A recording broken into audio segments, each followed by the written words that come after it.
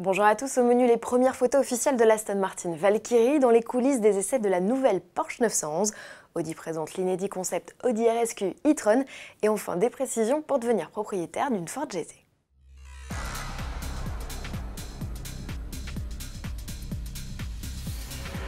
L'Aston Martin Valkyrie est fin prête, la preuve avec ces images publiées par le constructeur britannique sur Instagram. L'hypercar définitive se distingue du concept déjà très abouti par sa livrée en dégradé de bleu. Fidèle au prototype, l'habitacle ressemble à celui d'une Formule 1 et pourtant il s'agit bien d'un modèle de route.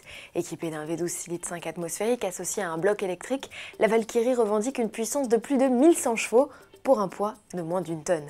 150 exemplaires verront le jour, soit 2 fois moins que sa future concurrente, la Mercedes AMG One, mise à prix 3 millions d'euros l'unité.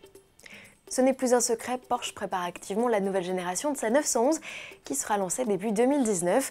La Type 992 se dévoile davantage dans une nouvelle série de clichés. On découvre la sportive dans différentes phases de développement. Le constructeur allemand précise qu'elle a affronté les embouteillages des grandes villes, les températures polaires du Grand Nord et s'est offert au passage de nouveaux records sur circuit.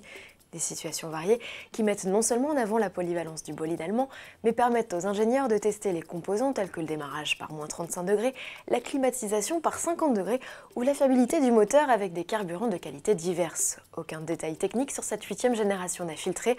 Porsche précise juste que le châssis et le moteur ont été améliorés pour optimiser les performances.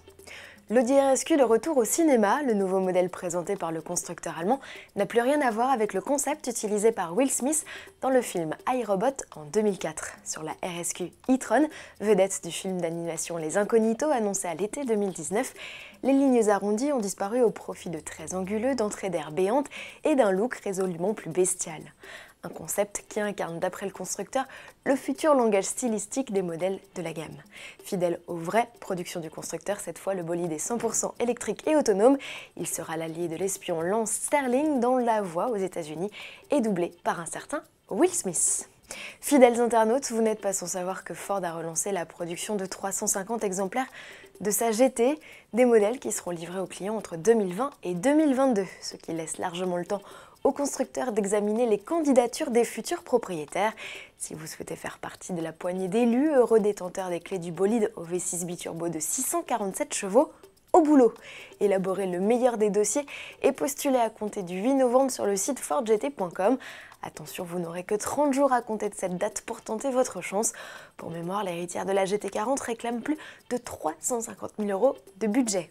L'annonce de la date de l'ouverture du site s'accompagne du lancement d'une série spéciale dite carbone où la fibre tressée est reine.